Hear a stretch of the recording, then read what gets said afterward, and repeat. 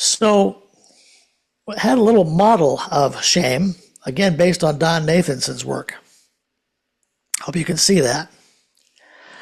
In the middle, the circle, it's like a compass, shame-based defenses that limit grace-based living. The paradox of shame is so hard to explain, but at its root, the internalized shame that we have is a deep feeling of I'm not enough. And it is a core lie, but we internalize it as the truth. And it creates anxiety. I mean, enough shame, enough humiliation to put you in a fetal position.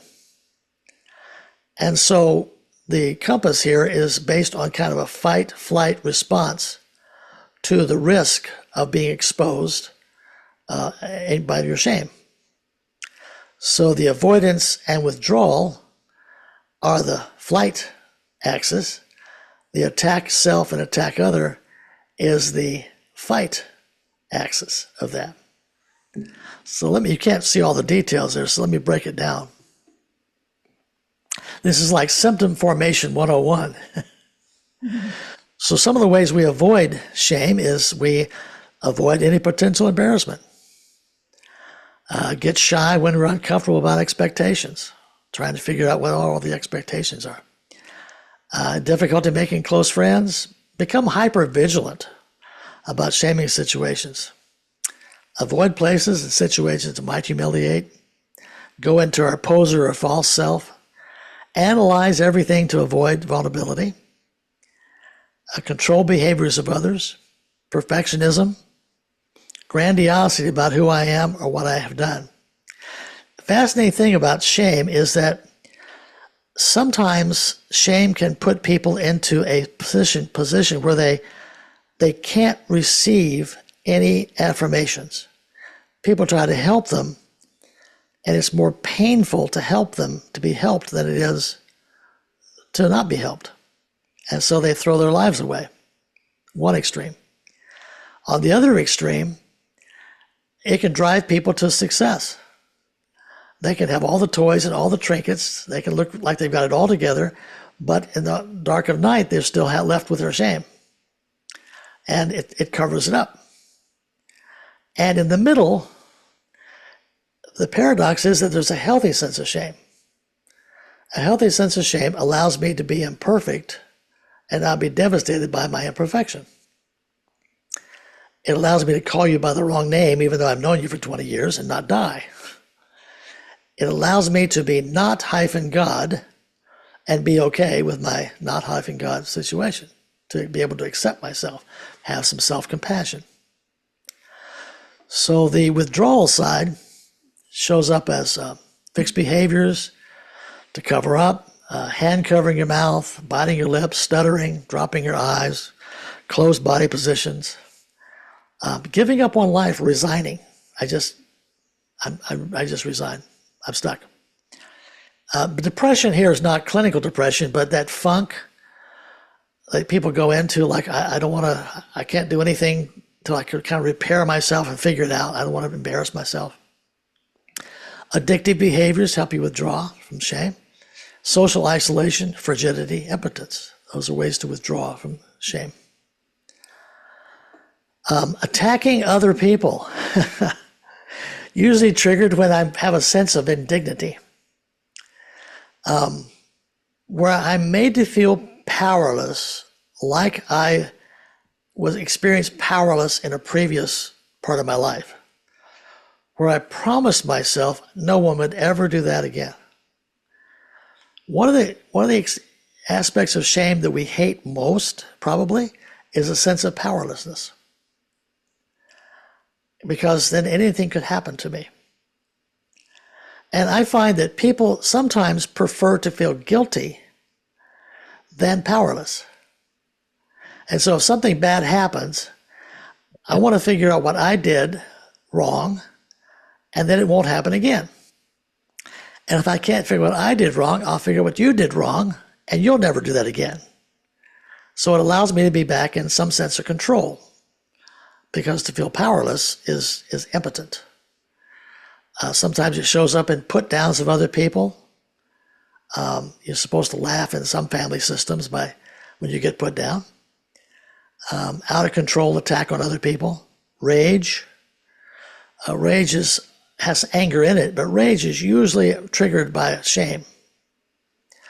Backbiting, gossip, slander, sarcasm, hatefulness, and attracted to shame-based relationships. So I will find other people who put me down and feels more comfortable and normal than people who value me. And then abusing others whose behavior threatens our dignity. So I won't just attack them, I'll abuse them emotionally, physically. I'll turn them into an it. They're not human, they're just an it. And attacking myself. Have a hard time accepting compliments. It feels like if you give me a compliment, you have an expectation. Now I have to give you a compliment back.